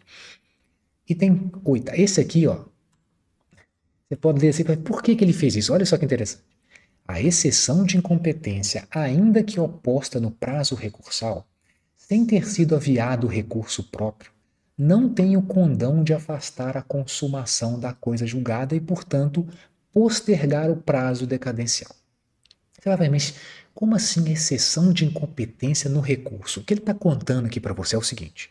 Imagine que o juiz deu uma sentença, proferiu a sentença. Aí, você, ao invés de recorrer da sentença, você não recorreu, você só fez um requerimento de exceção de incompetência, falando assim, juiz, você não poderia ter proferido esta sentença, porque você é incompetente. Primeira coisa, está fora do momento, você concorda? Momento de exceção de incompetência é lá atrás. Mas se a parte apresentou no prazo recursal, veja, no prazo recursal, uma exceção de incompetência sem recorrer de forma correta, o fato de você não ter recorrido faz com que o processo transite em julgado, ou seja, uma exceção de incompetência no momento errado não faz com que o processo se alongue. O trânsito em julgado vai ser aplicado antes, no momento que acabou o prazo de você recorrer. Então, o que ele quer dizer? Se você não recorrer, se você apenas apresentar uma manifestação que não tem natureza recursal, como o caso de exceção de incompetência, isso não faz com que o trânsito em julgado se postergue, não. O processo já transitou em julgado, ok? Ele usou a exceção de incompetência aqui como base, não precisa ser só ela, mas quando cai na prova, claro, ele vai usar esse exemplo, ok? Item 9. Prorroga-se até o primeiro dia útil o prazo decadencial quando se expirar em férias, feriado. Mesma coisa do CPC, que ele citou a CLT, ó. Mas lembra, se o seu prazo decadencial terminar sábado, domingo ou feriado, você prorroga para o primeiro dia útil, sem problema. Mesma coisa que está no CPC. E por último, conta-se o prazo decadencial da rescisória após o decurso do prazo de recurso extraordinário apenas quando esgotadas as vias ordinárias. Fez sentido para você? Lembra aqui. Lá no processo civil, você pode acontecer o seguinte. No processo civil, o juiz deu a sentença, aí você apela. Aí chegou lá no TJ, por exemplo. Aí o TJ proferiu um acórdão. Contra esse acórdão, você pode fazer recurso extraordinário para o Supremo ou recurso especial para o STJ, por exemplo. No processo trabalho não é assim, não. No processo trabalho, você vem aqui. O juiz deu uma sentença, é isso? Aí você faz o recurso. A nossa apelação se chama recurso ordinário. Você faz o recurso ordinário para o TRT. Aí o TRT julga e profere um acórdão. Contra o acórdão do TRT cabe recurso de revista, tá? Aí, na hora que subiu o recurso de revista, chegou lá no TST. É lá no TST, depois do recurso de revista, aí sim cabe recurso extraordinário para o Supremo, ou quem sabe um recurso de embargos lá no próprio TST. O que ele estava mostrando para você é o seguinte: imagina que sai uma sentença, ou acordo, né, ali no caso. Você proferiu a sentença, por exemplo, né, sentença. O prazo para, porque lá no processo civil acaba coincidindo, né, mas no processo de trabalho não coincidem os prazos do recurso. Qual que é o prazo para recurso ordinário? 8 dias. Qual que é o prazo para o extraordinário do Supremo? 15 dias. Então a minha pergunta é, depois que a sentença foi proferida, quantos dias eu tenho que contar para considerar que o processo transitou em julgado? Porque a pessoa, ela tem que recorrer. Mas se ela não recorre, o processo não transita em julgado, aí a questão é, eu conto 8 dias, e aí passados 8 dias, se ele não apresentou o RO, no 9º dia transitou em julgado, ou eu conto todos os 15 dias, e só depois do 15º dia para o 16º dia é que eu considero transitado em julgado, porque aí você está levando em conta a possibilidade de recurso extraordinário. Aí o que ele está contando aqui para você é que você só vai considerar 8 dias. Você só vai considerar o prazo de recurso extraordinário quando esgotar os seus recursos. Então, ó, quando esgotadas as vias ordinárias. Então, na hora que você chegar no TST, aí tudo bem.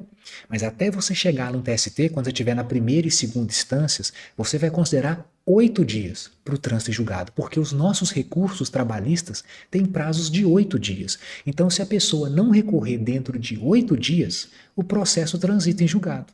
Agora, lá no TST, o processo só transita em julgado se a pessoa não recorrer em 15 dias, porque a pessoa ainda tem a possibilidade de fazer o recurso extraordinário.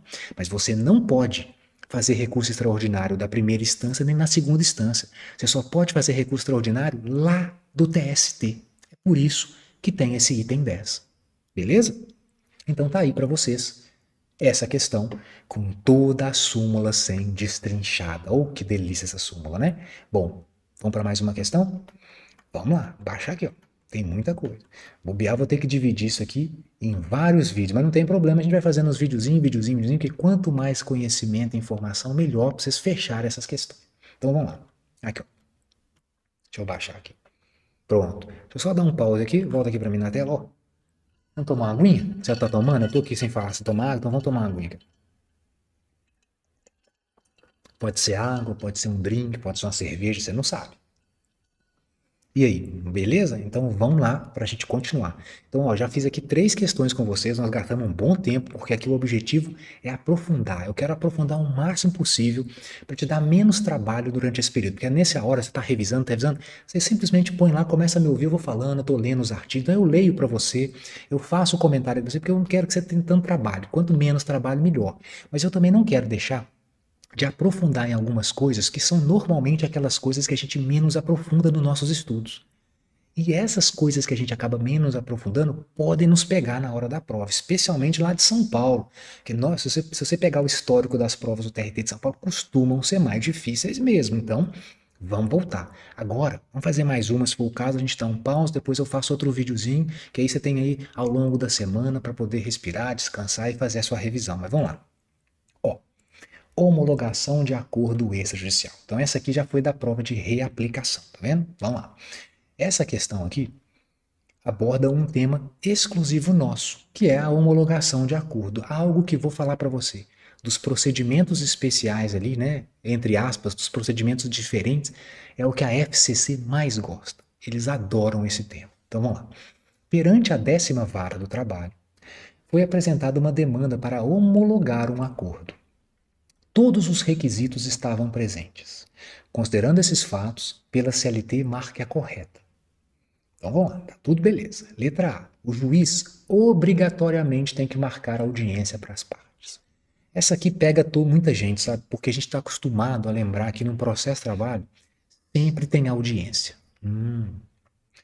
Será que aqui também? O juiz ele é obrigado a homologar um acordo, porque as partes estão em consenso. Interessante, né? Se as duas partes quiserem um acordo, o juiz é obrigado a homologar?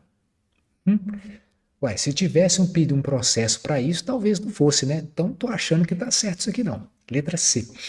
O juiz analisará o acordo e proferirá a sentença em até 15 dias da distribuição. Então, o prazinho dele é rápido, ele tem 15 dias para decidir. Letra D. Caso o juiz se negue a homologar, não cabe recurso. Então você fala assim, né? Não quero homologar, não. Não pode fazer nada, não pode recorrer. E letra E, a petição de homologação do acordo não suspende a prescrição quanto aos direitos. Então aqui está falando que não há suspensão. E aí? Você lembrou desse procedimento? Bom, claro que o meu objetivo aqui é revisar esse procedimento tudo, então eu vou pegar todos os artigos para a gente poder entender detalhe por detalhe e talvez um pouco mais sobre o procedimento. Mas eu digo para vocês que a resposta certa é essa aqui. Ó. O juiz ele tem 15 dias para decidir. De fato, vamos conferir aqui, ó. Gabarito letra C. Olha que interessante, ele não é obrigado a marcar audiência nesse procedimento, certo? Ele não é obrigado a homologar o acordo. Caso ele não homologue, tem recurso. E, assim, suspensão da prescrição.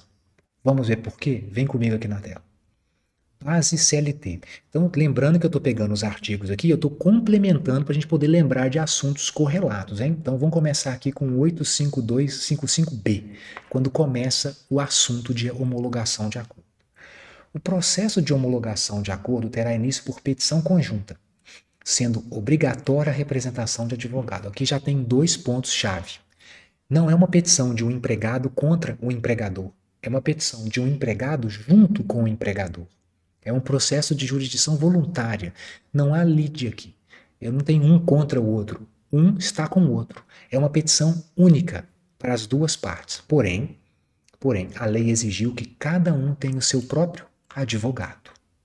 E quando ela obrigou, né, a gente vai falar disso daqui a pouco, mas quando ela disse que tem que ter advogado, então ela está o quê?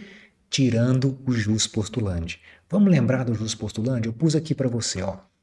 Isso aqui é o jus postulante, para a gente não esquecer, porque apesar de ser um tema batido, toda hora aparece na prova. Então é sempre, quanto mais batido, melhor para a gente grudar no cérebro, nem mais pensar nisso aqui, né? Vamos lá.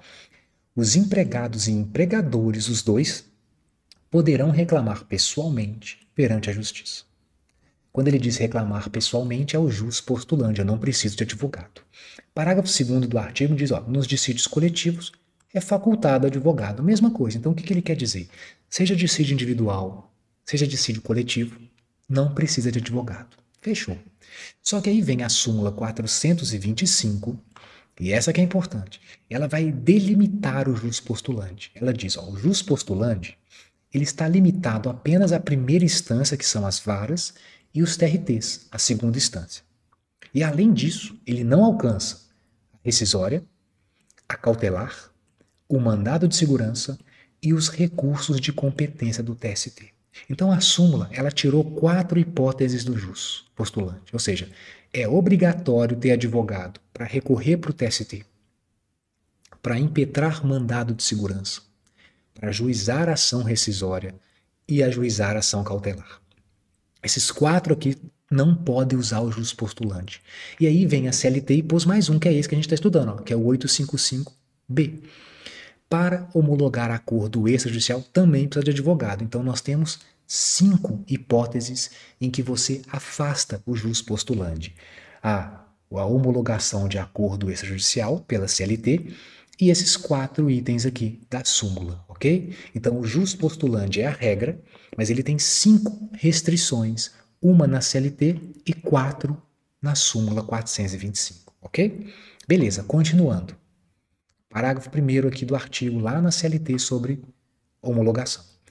As partes não podem ser representadas por advogado comum. Interessante isso aqui, ó, porque apesar de ser uma petição conjunta, a CLT quis que cada um tivesse o seu próprio advogado. Para evitar problema, cada um tem o seu advogado. Então ele exigiu isso aí, ok? Isso também cai bastante, tá? Esses detalhes aqui, todos aqui caem muito. Olha esse aqui. Parágrafo 2º. Faculta-se ao trabalhador ser assistido pelo advogado do sindicato. Bom, lógico, né? O trabalhador, ele pode ser assistido pelo advogado do sindicato em qualquer caso, inclusive nesse. Mas olha só, muito cuidado, eu já vi muitas questões da FCC colocando: o trabalhador não pode ser assistido pelo seu advogado, do sindicato. E já vi também: faculta-se ao trabalhador e ao empregador assistência do advogado do sindicato. Por mais que em tese o empregador possa, lá em outro artigo da CLT, aqui não. Então quando cai essa questão na prova, especialmente FCC, né? Copia e cola. Então, nesse caso, faculta-se ser assistido pelo advogado do sindicato ou trabalhador. Então, o trabalhador, ele pode escolher o advogado que ele quiser, inclusive o do sindicato. Tem que ter advogado, isso é fato. Bom, aí, por que eu coloquei isso aqui de baixo? Eu quis colocar isso aqui de baixo porque já que a gente falou de advogado, eu quero lembrar um detalhe para vocês, por quê? Um detalhe aqui é mais importante que o outro, mas eu quis colocar esse artigo porque se ele cai na prova, é aquele artigo que a gente raramente lê e a gente olha na prova assim, esse negócio está errado. Isso aqui não é comum de cair na prova, mas se cair na prova, é aquele que costuma pegar. É isso aqui, ó. O próprio 791, quando fala do jus postulandi, ele põe lá no primeiro parágrafo. Olha isso aqui. Nas ações individuais, os empregados e empregadores poderão se representar pelo sindicato, pelo advogado. Até aqui tudo bem, tá vendo que o empregador também pode? Bom, na homologação de acordo não pode, mas nas ações normais pode, seja o sindicato ou o advogado do sindicato. Mas ele pôs aqui, o solicitador ou provisionado escrito na OAB. Só para saber, isso aqui não existe mais não. Antigamente, até o OAB permitia isso, de alguém que não é bacharel em direito ter a inscrição na OAB e atuar como advogado. Só que isso não existe mais, mas aqui está escrito. Como esse artigo ainda, esse parágrafo está até hoje aqui, se cair uma questão de prova copiando e colando esse artigo, tá certo. É porque está escrito na CLT, beleza? Não é muito comum, mas você já viu, né? Vez ou outra, a prova pega esses artigos mais escondidos e cuja redação ainda não seja tão atual. Como esse artigo não foi revogado, está aí até hoje, então, esse parágrafo está até aí, então ele pode cair. Se cair, não está errado não, tá? As partes podem ser representadas pelo sindicato, advogado, solicitador ou provisionado na OAB. Apesar disso não existir mais, até hoje está aqui. Então, ainda mais se ele perguntar, nos termos da CLT, pronto, você já sabe o que vem por aí, né? Lá vem decoreba, é isso mesmo. Agora, uma parte mais importante desse artigo e que costuma cair mais é essa aqui, ó. Para você ter um advogado, você pode usar a procuração, não pode? O CPC te autoriza, autoriza não, exige, né, que você apresente uma procuração, você tem um prazo para apresentar, você pode pedir outro prazo, aquela coisinha toda. Aqui a CLT, pela simplicidade, ela permite que se você quiser, você pode usar a procuração escrita, você pode juntar a procuração, mas se você não quiser, não precisa, olha lá. Ele fala aqui, a constituição de procurador com poderes para foro em geral. Você só não pode ter poderes específicos, mas os poderes para foro em geral pode. Pode ser feita pelo simples registro em ata de audiência, a requerimento do advogado e anuência da parte, certo? Isso é a procuração apud acta, ou também o mandato tácito, como assim a doutrina chama. Então, neste caso, basta que a pessoa compareça com um advogado e registre em ata, que é o advogado e a parte concorda. Pronto, eu não preciso mais juntar a procuração. Bom, se eu quiser, eu posso? Pode. Se você quiser juntar a procuração, pode, mas não precisa. No entanto, muito cuidado. Aí eu jogo aqui para vocês de brinde a OJ 200 do TST que fala: é inválido o subestabelecimento de advogado investido de mandato tácito, que é esse caso. Então, olha lá, se você fizer uma procuração apud acta ou um mandato tácito, você não pode subestabelecer os seus poderes para outra pessoa. É você que tem que ser o advogado e pronto. Ah, mas espera aí, Bruno, eu quero subestabelecer, o que eu faço? Bom, se você quer subestabelecer, então você junta a procuração por escrito. Mesmo depois da procuração em ata, basta você juntar a procuração por escrito. E se você tiver uma procuração escrita, aí você pode subestabelecer à vontade. Mas enquanto tiver a procuração em ata, não pode subestabelecer, beleza? Então, trouxe esse brinde aqui para vocês enquanto falamos de homologação de acordo. Vamos continuar nele? Volta aqui. 855C, ainda no tema. O disposto neste capítulo, que diz sobre homologação de acordo extrajudicial, não prejudica o parágrafo 6º do 477 e não afasta a multa do parágrafo 8º do 477. Então, 477 e 467. Tá vendo? Então, ele não prejudica o prazo e não afasta a multa. Beleza. Vamos lembrar agora do direito do trabalho. Então, já que ele mencionou o prazo aqui, a questão pode, além simplesmente de copiar esse artigo, ela pode trabalhar também com conhecimentos de direito do trabalho, que vão cair na sua prova. Eu trouxe aqui o parágrafo e o artigo 477 com os parágrafos, para a gente lembrar que prazo é esse. Olha só, o que ele está contando para a gente é que o fato de você apresentar a homologação de acordo não vai tirar de você o prazo, ou seja, não vai afastar o prazo que você tem para pagar as verbas rescisórias, nem a multa por atraso dessas verbas. Então, lembra comigo. O parágrafo 6º do 477 diz que a entrega dos documentos, bem como o pagamento das verbas rescisórias, deverão ser feitas em até 10 dias do término do contrato. Então, qual que é o prazo para pagamento das verbas rescisórias? Até 10 dias contados do término do contrato. Beleza. Uma dúvida. O que é término do contrato? Pelo menos para jurisprudência majoritária, que é o que você vai marcar nessa questão de prova. É isso aqui, ó. Lembra do artigo 489 da CLT. Dado o aviso prévio, a rescisão torna-se efetiva depois de expirado o prazo. Mas, se a parte reconsiderar, a outra parte é facultado aceitar ou não a reconsideração. Lembrando sempre que, se ele perguntar, é sempre faculdade da parte aceitar ou não a reconsideração do aviso. Mas o importante aqui é isso, ó. Aviso prévio, ele integra o contrato para todos os efeitos. Então, tecnicamente, esse prazo de 10 dias que ele está falando para a gente aqui, ó, é depois da projeção do aviso prévio. Em muitos casos isso vai ser injusto, mas esse é o posicionamento oficial, ok? Então, do jeito que está aqui na lei, são 10 dias do término. Provavelmente, para evitar polêmica, a prova vai simplesmente copiar 10 dias do término do contrato. Mas lembrando que o posicionamento oficial em bancas vem sendo esse. Depois que projeta o aviso, é que você tem o cálculo dos 10 dias, porque nós estamos falando do término do contrato. Então, oficialmente, é isso. Bom, parágrafo 8º. Aqui na 477 agora vai falar da multa. Olha, se você não pagar a multa no prazo, se você não pagar as verbas no prazo de 10 dias, você vai pagar a multa em favor do empregado, no valor do seu salário. Então é um salário do empregado, qualquer seja o salário dele, é um salário do empregado. Além da multa administrativa aqui de 160 BTN, que é administrativa. Então, prazo de 10 dias, sob pena de multa de um salário. Esse é o básico do 477, tá aí.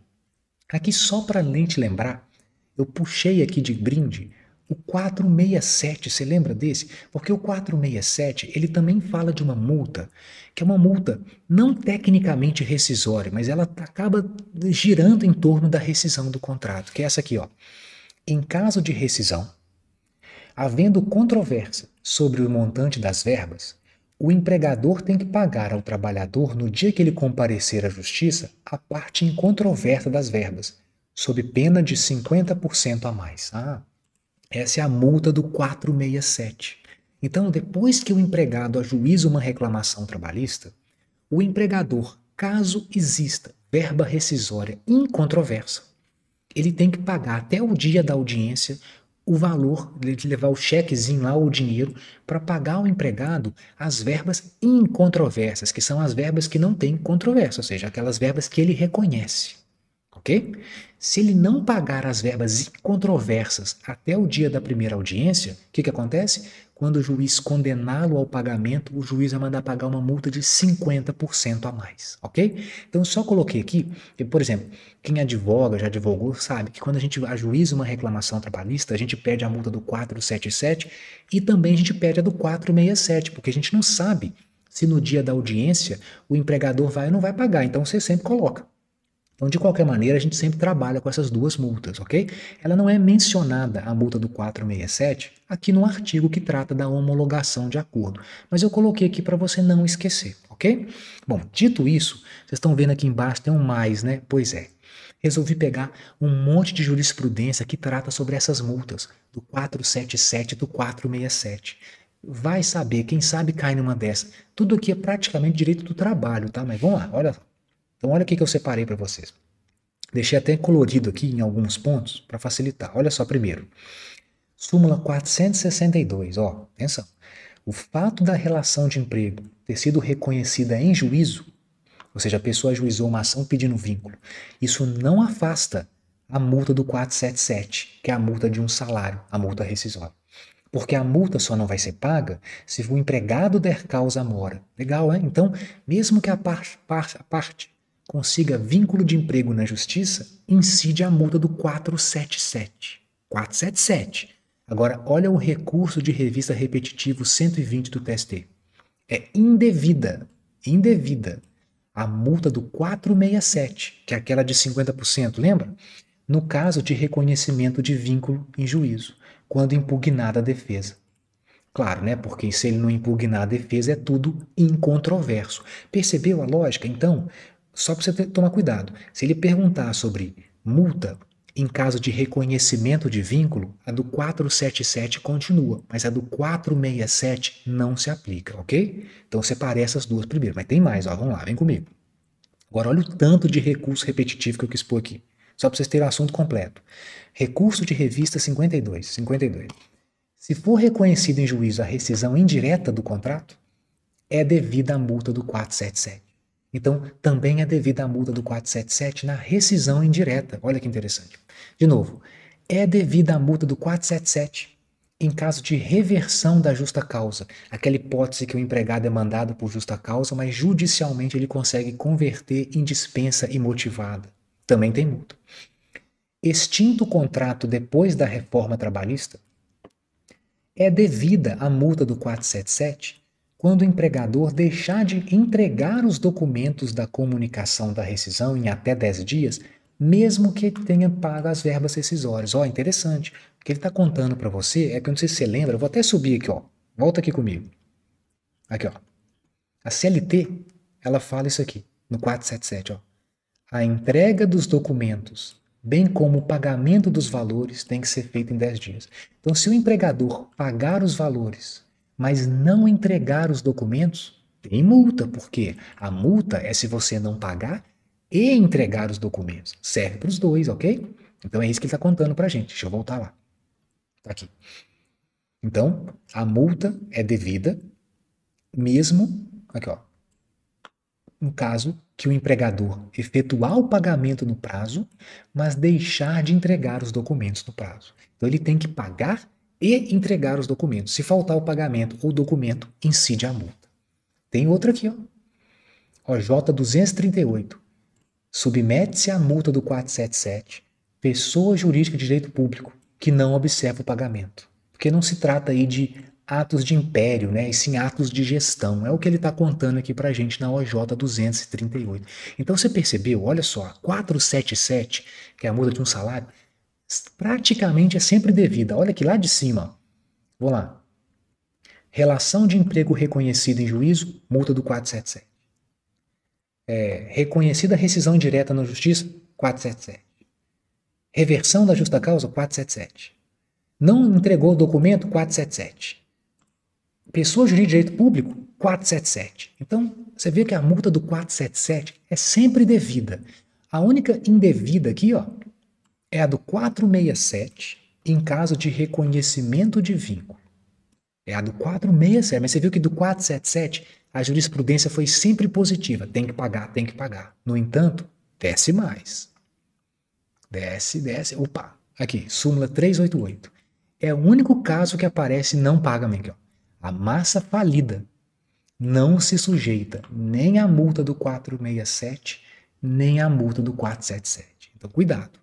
O único momento nessas jurisprudências todas, né, nessas decisões todas, que a multa do 477 fica de fora é para a massa falida. A do 467 também fica de fora a massa falida e o reconhecimento de vínculo em juízo. Mas vocês viram que em todos os outros casos a 477 está devida. Então guarda essa informação, porque se ele perguntar sobre pagamento da multa do 477 ou 467, você já consegue responder com base nessa jurisprudência. Ele pode perguntar com base em súmula, OJ ou nos recursos de revista repetitivos, porque eles fazem parte do edital. Pois é. Então vamos lá. Pegou aí? Agora vamos continuar com os artigos aqui a respeito da homologação de acordo. Esse aqui, ó, é o da resposta da questão. No prazo de 15 dias, a contar da distribuição, o juiz vai analisar o acordo e marcar a audiência se entender necessário e vai dar a sentença. Duas coisas. O prazo para dar a sentença é de 15 dias. E a audiência aqui é se entender necessário. Está vendo que não é obrigatório fazer audiência de fato. Então aqui no 855D, nós temos praticamente a resposta da questão. Né? Como é muito assunto, né? De novo, não fica preso necessariamente à questão. Nós já resolvemos. Aqui nós estamos só lembrando dos pontos. Então, 15 dias é o prazo que o juiz tem para decidir. E ele pode ou não marcar uma audiência na homologação de acordo extrajudicial. E chegamos ao 855-E, que fala sobre a prescrição. Olha lá. A petição de homologação de acordo suspende a prescrição quanto aos direitos nele especificados. Então, de fato, quando você ajuiza, atenção, a homologação de acordo, você suspende a pressão. Lembra o que é suspender? Suspende. Você apenas paralisa a contagem, mas você volta a contar de novo, de onde parou. Então, se, por exemplo, eu tenho 2 anos para ajuizar, passou 1 ano e eu ajuizei, o tempo que a ação durou, o processo, a pressão fica parada, ela paralisa. Você suspende, você surta a contagem. E aí, quando terminar o processo, já passou 1 ano, eu só tenho mais 1 ano. Então, o processo continua correndo de onde ele parou. É diferente da interrupção. Quando você fala interrupção da prescrição, você zera o prazo. E é por isso que eu coloquei aqui para vocês não confundirem. Muito cuidado aqui agora. Olha, presta atenção. A homologação de acordo, quando você ajuiza, você suspende a prescrição. Suspende, ok? No entanto, olha o que diz o artigo 11. Quando você ajuiza uma reclamação trabalhista, não uma homologação, uma reclamação, você interrompe a prescrição. Mesmo que seja para juiz incompetente, mesmo que ela seja extinta sem resolução do mérito. Claro, fazendo efeitos apenas para os pedidos idênticos, que é a mesma coisa que está na súmula 268 do TST. Ó. A ação trabalhista, ainda que arquivada, interrompe a prescrição para os pedidos idênticos. Então, quando você ajuiza uma reclamação, você zera a contagem da prescrição. Zera. Começa de novo. Mas muito cuidado, isso é para ação trabalhista. Se ele falar ação trabalhista, interrompe. Mas se ele falar homologação de acordo, aí não é interrompe, é suspende. Veja, então toda ação, ela interrompe, mas a homologação de acordo suspende. Claro que a FCC adora trocar isso aqui. Então, no lugar de suspende, você vai ver um monte de questão com interrompe. Cuidado. Agora, só para concluir essa lógica, eu pus aqui diferente, né? Agora eu pus um igual também. Só para você não esquecer que lá na CLT tem uma outra hipótese de suspensão da prescrição também. Vê se você lembra disso. Está lá no 625G, que fala sobre comissão de conciliação prévia. Olha lá. O prazo prescricional será suspenso a partir do momento que você provocar a comissão de conciliação prévia, que é aquela comissão facultativa que está na empresa ou no sindicato, e essa comissão ela pode servir para tentar conciliar o empregado e o empregador para evitar que o empregado ajuize uma reclamação. Então, quando você provoca a comissão de conciliação prévia para tentar fazer um acordo com a empresa, o que acontece? Suspende a prescrição. E ela recomeça a fluir pelo prazo que faltava, a partir da tentativa frustrada ou do prazo esgotado. Por que do prazo esgotado? Porque a comissão de conciliação prévia tem um prazo aqui, ó, que eu pus para vocês de uma vez, de 10 dias. Então, ela tem 10 dias para organizar o seu acordo. Se passarem 10 dias e a comissão não organizar o acordo, aí a prescrição volta a fluir normalmente. Então, ela só fica suspensa por 10 dias. Isso na comissão de conciliação prévia, tá? Só para mostrar que é a mesma coisa. Agora, aí eu faço a pergunta final aqui, ó. E o acordo de homologação? Que é a ação de homologação de acordo extrajudicial. Ela suspende o prazo. Por quanto tempo? A comissão de conciliação prévia, nós vimos, ela suspende por 10 dias. E essa ação? Bom, olha o prazo aqui, tá aqui embaixo. Tá no parágrafo único do artigo 855-E. Aqui, ó. Só por enquanto, só essa parte aqui, não precisa do resto todo, não. Vou até deixar aqui, ó. Só para não bagunçar, para você não ler tudo, não. Aqui, ó. O prazo prescricional voltará a fluir no dia útil seguinte ao do trânsito em julgado da decisão que negar a homologação do acordo. Bom, se a decisão homologar o acordo, acabou, não tem o que reclamar. Mas se a decisão não homologa o acordo, isso significa então que se você quiser receber suas verbas, provavelmente você terá que ajuizar uma reclamação trabalhista. Então, neste caso, no dia útil seguinte ao trânsito e julgado da decisão que não homologa o seu acordo, volta a fluir a prescrição. Então, ela não tem um prazo certo. A única que tem um prazo certo é a comissão de conciliação prévia, 10 dias. Essa aqui não. Essa aqui é o tempo que durar. Claro que, como o juiz só tem 15 dias para proferir a sentença, isso vai acabar sendo rápido, a não ser que você recorra.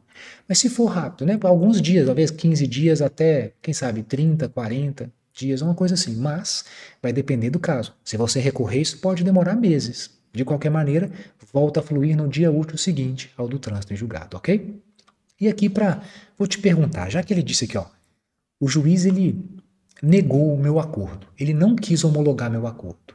Lá naquela questão tinha uma alternativa que dizia que não cabia recurso. Eu vou perguntar para você, cabe recurso? Cabe. Cuidado. Nós estamos falando de um procedimento especial. Quando você pede para o juiz homologar, se ele negar a homologação, aqui, ó, isso é o quê? Isso é uma sentença. Então, olha aqui embaixo. Artigo 895, cabe recurso ordinário das decisões definitivas ou terminativas das varas e juízos no prazo de 8 dias. Então, atenção, contra a decisão do juiz que nega a homologação do seu acordo dentro do procedimento de homologação de acordo extrajudicial, cabe sim recurso ordinário. Por quê? Porque as partes estão querendo homologar. O juiz diz que não, você pode recorrer. Ok? Então aqui pode. Só toma cuidado, olha aqui, para você não confundir com o que eu vou colocar aqui de baixo. Eu pus aqui para você não esquecer, ó, que é diferente, tá vendo? Diferente, olha isso aqui. Isso aqui, ó, tudo que está aqui escrito, essa parte aqui, diz respeito ao processo de homologação de acordo judicial. Agora vem comigo no raciocínio antes de ler esse aqui que eu estou colocando, que já eu vou ler com vocês. E se não for um processo de homologação? E se for uma ação trabalhista normal? Imagine que durante uma audiência de uma reclamação trabalhista normal, a gente resolva fazer um acordo. E aí? Aí eu chego para o juiz e falo, juiz, estamos aqui em audiência, empregado e empregador, queremos fazer um acordo. O juiz é obrigado a homologar o acordo? Não. Ele não é obrigado. E se ele não homologar o acordo, o que eu faço? Nada. Porque neste caso, se o juiz não homologa o acordo dentro de uma reclamação trabalhista, é uma decisão interlocutória, está dentro do processo, ela é irrecorrível. Pensa aqui comigo, olha aqui que eu escrevi. Súmula 418, o TST diz o seguinte, a homologação de acordo dentro de uma reclamação trabalhista é uma faculdade do juiz. Tá vendo? Inexistindo direito líquido e certo por mandado de segurança. Então, se o juiz não homologa, se ele não homologa o seu acordo em audiência trabalhista, não cabe nem mandado de segurança, tá vendo? Nem isso cabe. Não cabe. Aí vem aqui o artigo 831. E se o juiz homologar o acordo?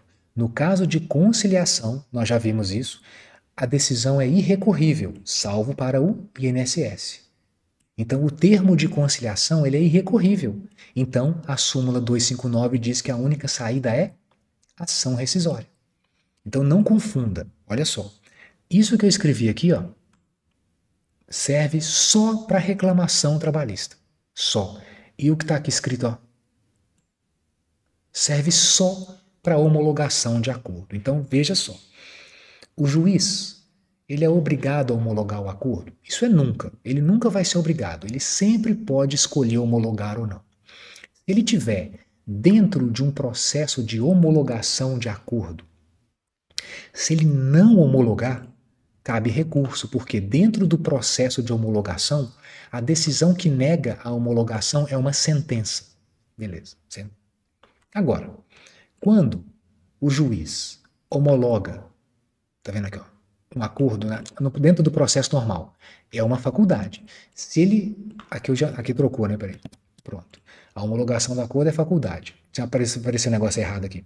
Então vem comigo. Lá no processo normal agora, é sempre faculdade do juiz homologar. Então se ele falar para você, não vou homologar, aqui ó, não vou homologar, se for no processo de homologação, cabe recurso.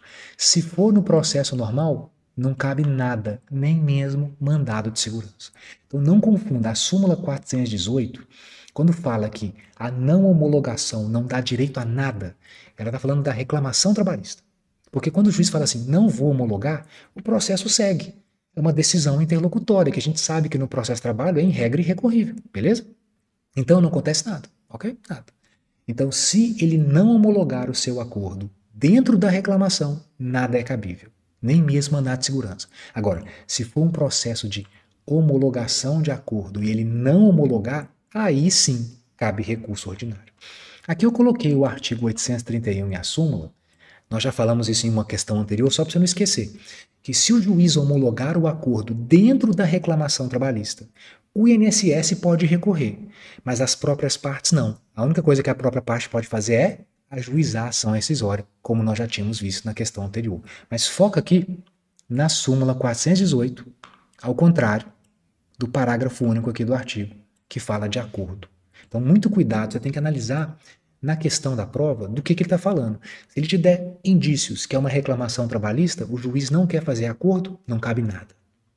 Mas se ele te der indícios que estamos dentro de uma ação de homologação de acordo extrajudicial e o juiz não homologa, opa, aí cabe recurso ordinário. Beleza? Beleza. Então é isso que eu queria falar aqui para vocês dessa questão. Claro que ainda temos mais questões, mas deixa eu voltar aqui para a tela para vocês. Ó. Pronto. Então já temos aqui 1h40 para frente de aula, ou seja, praticamente 2 horas aula inteiras aqui para vocês, né? Para a gente poder revisar essas questões. Eu vou parar esse vídeo aqui agora porque eu vou gravar outro. Então eu vou gravar ainda a segunda parte, eu vou gravar a parte relacionada aos estudos de caso. Aí eu vou soltando para vocês aí um dia depois do outro para que vocês tenham até a prova do TRT do Rio de Janeiro esses vídeos completos, aí que vocês podem aos poucos fazendo essa revisão. Mas eu vou parar aqui para que o vídeo não fique muito longo também, para eu tomar uma aguinha, dar uma descansada e daqui a pouco eu volto, ok? Mas é isso, pessoal. Muito obrigado pela presença, bons estudos, não se esqueça de deixar o like, de fazer o comentário, de compartilhar o vídeo, porque ajuda bastante, que esse material aqui dá um trabalho danado, vocês nem imaginam. E depois está aqui debaixo os links, se você quiser dar uma olhada lá no nosso curso, tá bom? Beleza, pessoal, até a próxima. Valeu, até já já.